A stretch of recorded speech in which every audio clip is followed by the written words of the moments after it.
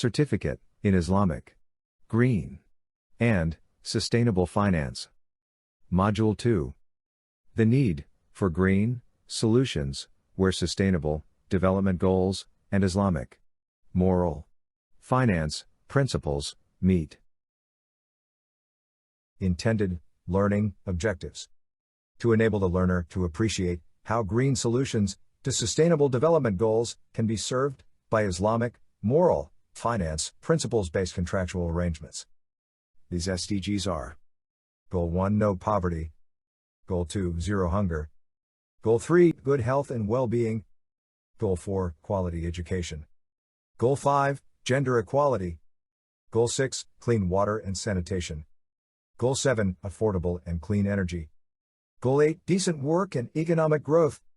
Goal 9, industry, innovation, and infrastructure. Goal 10, reduced inequality. Goal 11, sustainable cities and communities.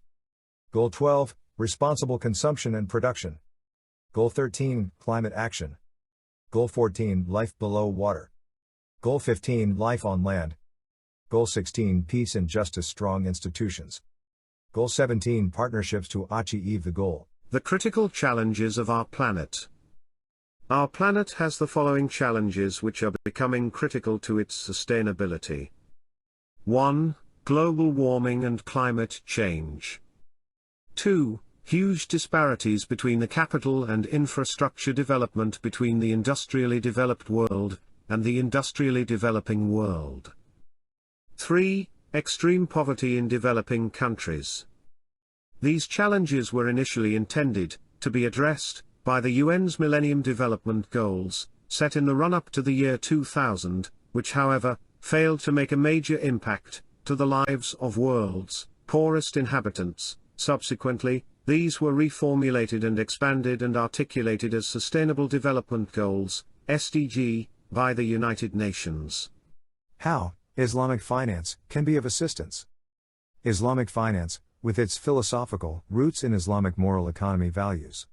These were developed in the golden age of the Islamic Caliphate by scholars like Imam Ghazali and Ibn Khaldun. The values developed during this period are gaining wider acceptance and growing fast among scholars and practitioners. This economic philosophy promotes the sharing of risk and returns between the financed and financiers, and participatory finance, as it is termed in Turkey, is regaining lost ground. It is the time that the goal congruence of sustainable development goals and Islamic values are realized and adopted by the global financial community. Bird's-eye view of synchronicity between Islamic finance and sustainable development goals.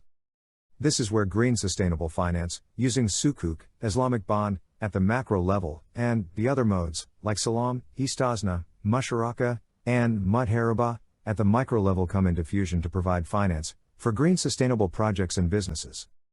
The sustainable development goals listed below, where these can be applied using Islamic values, are described below. 1. Food security for nations and sustainable agriculture. 2. Health. 3. Renewable and clean power. 4. Sanitation and water. 5. Housing. 6. Education. 7. Financial services. 1. Food security for nations and sustainable agriculture. One of the biggest challenges of the developing world, especially Africa, parts of Asia, and Latin America, is ensuring that droughts do not cause deaths due to lack of availability of decent quantities and nutritionally proper foods types for local populations in a cost-effective way, consistently throughout the year, and proper are to meet basic human needs. The measures would include sustainable agricultural methods and food crops and domesticated animals. This sustenance, crops grown, and livestock reared, should be after harvest, be able to be stored, in a manner that can last till the next harvest. It should be ensured the acreage is used optimally, the domesticated animals reared and a crop is grown currently should be capable of serving the needs of future generations of humankind. To ensure this food security, potentially could involve issuing green sukuks for large-scale commercial farming and farmed forests, from which wood would be harvested and also designed in a manner to retain the ecosystem of the water catchment areas. Furthermore, salam, currently used mainly in trading foreign currency, which was initially developed to finance agricultural activities, could be revived in the modern context to finance the small-scale farmer in rural areas. This could lead to the redevelopment of Islamic agri-finance. 2. Health. The delivery of dependable, access to cost-effective, and superior health-related services, professional medical advice and medication to the people effectively, and efficiently, and meeting their requirements, and suitable for their particular environment. This would also involve how healthcare is going to be financed, like social insurance. For healthcare, this would be where the concept of health takaful would be appropriate. 3. Renewable energy and clean power. The creation and usage of maintainable power sources for businesses, people, and cities, to satisfy the requirements of the currently living people without compromising the capacity of future generations to satisfy their future power needs. The renewable power sources would include wind, hydro, geothermal, and solar energy sources that could be harnessed. Power generating and distribution corporations and real estate developers should be encouraged to invest in solar and wind projects by issuing green sukuks for such projects. 4. Sanitation and water. The supply of sanitation and water and services of adequate quality and quantity to meet baseline standards of living. This would include access to water for meeting basic needs. National and subnational governments could issue green sukuk to finance water desalination plants and distribute water which is treated and safe to its citizens. This could take the form of public-private partnerships. 5. Housing. The availability of attainable, permanent housing of a suitable standard and condition to house people in a cost-effective manner. Housing is extremely circumstantial based on materials available locally, climate, and geography. Ijara, lease, and diminishing musharaka could be used to finance housing, and istisna, build, self-finance, could be used to develop housing projects. Islamic real estate investments trusts could be used as a platform to build mega-affordable housing projects. Sukuk Ijara can be used to raise capital for funding housing projects and also for enabling the purchase of homes by individuals. 6. Education. The availability of inexpensive, reliable, and excellent education to school-going children in a manner relevant to the native contexts. Practically it means the supply of at least free elementary education for both girls and boys.